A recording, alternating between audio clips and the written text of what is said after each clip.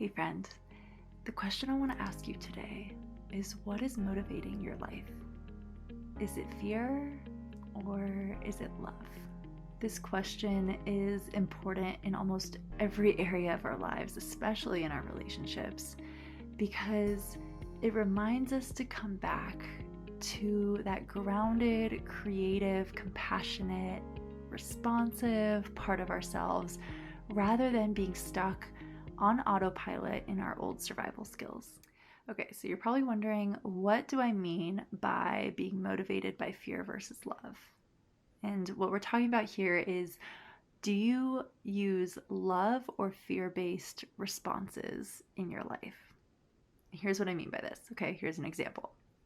So say you are in a relationship with your partner and you do something that makes them angry. Maybe it's as simple as they came home and thought that you were going to have dinner ready and you hadn't even started. And so, they get angry. You can kind of sense the tension. Maybe they shut down and you feel that like bone chilling distance between the two of you. Or maybe they actually get vocally angry. And all of a sudden, you feel that shame set in. Oh, I'm such a terrible person. Why didn't I think of doing this? I'm so irresponsible. Whatever your shame narrative is, you enter into that spiral.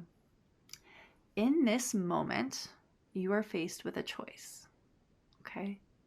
Will you respond from love or from fear? So here is what a fear-based response might look like. Okay?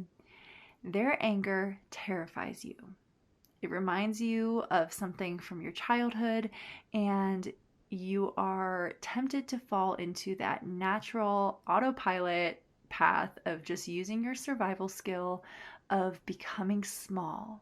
This is also called the fawning response. You try to please them and not add any more fuel to the flame. You are so uncomfortable with their anger that you will do anything to make it go away. Now, in response to your fear and your discomfort around their anger, you begin to people please. Okay, maybe you start apologizing and saying all the quote unquote right things in order to just make their anger stop or to make them settle down in some way. And you become small, and in doing so, you cut yourself off from them. And they feel this, right? Like they feel that you are afraid of them, that you are afraid of their anger.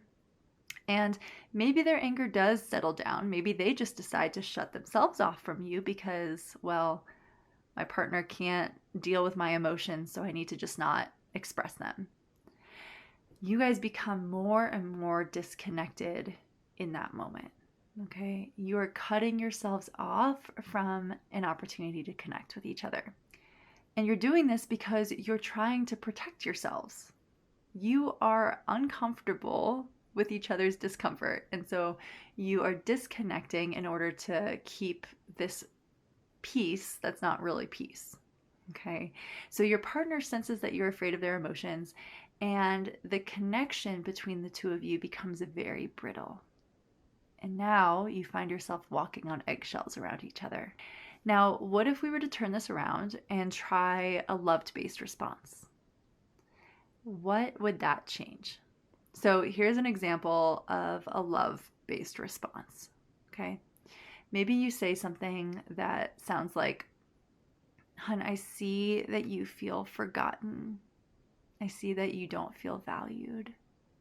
That must be so painful to think that I wasn't thinking of you or didn't have you in mind. What else am I not seeing?" So you're tuning into them, you're leaning in, even though it is so scary and every part of you just wants to run out of the room. You are deciding to connect. You're engaging. And maybe your partner begins to soften, right? They feel that you are engaging them, that you have empathy, and they soften and they share more about, yeah, I haven't felt seen recently. I don't feel like a priority. And maybe they apologize, saying, it wasn't even about the dinner, and I'm sorry for overreacting. It wasn't about that. It was actually just about not feeling like I matter. Oh, okay. Like you hear that and you're like, oh my gosh, I'm so sorry that you haven't felt like you matter in life, that you don't feel like I care about you.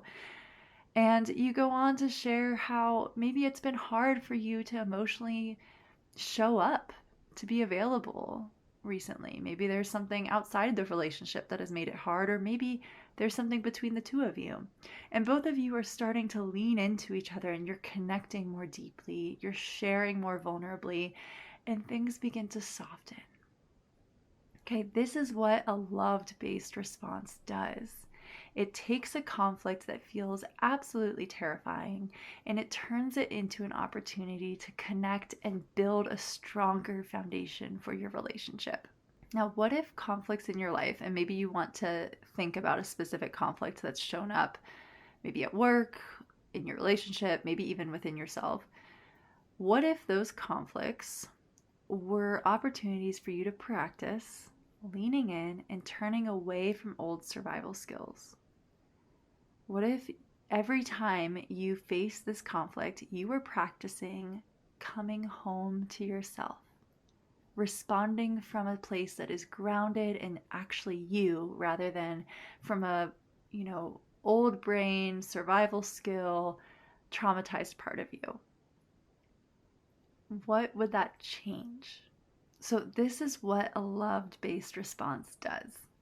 Okay, and no, if you're wondering, it is not about becoming a doormat. I'm sure you might have had that thought pop up of like, well, am I just supposed to make myself vulnerable when I feel unsafe and just let the other person walk all over me?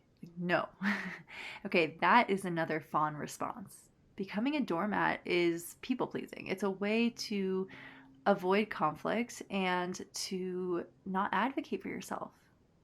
When you become a doormat, you are abandoning yourself. So I'm not asking that. Please do not hear that. Okay?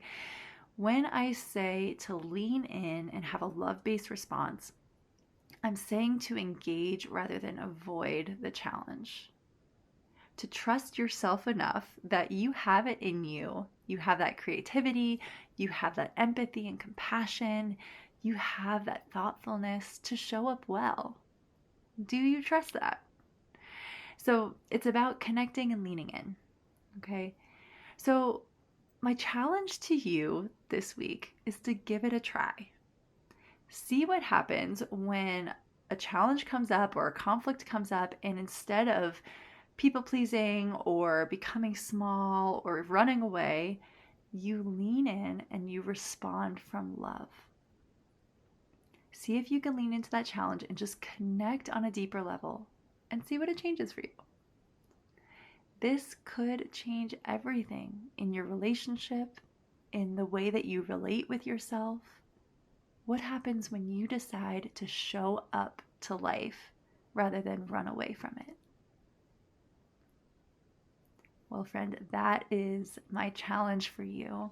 And if you've been noticing, oh gosh, like my trauma is really showing up in my relationship and it is really making it hard for me and my partner to connect, then I would invite you to go ahead and follow the link below to take my free quiz, Is Childhood Trauma Sabotaging Your Relationship? And at the end of the quiz, you're going to receive my free guide that gives you tips and tools to know how to navigate trauma when it does show up in your relationship. Because sometimes we can try to be responding in the best way possible and we still fall into old patterns. What do you do then? Okay? So go ahead and follow that link below, and I will see you next time.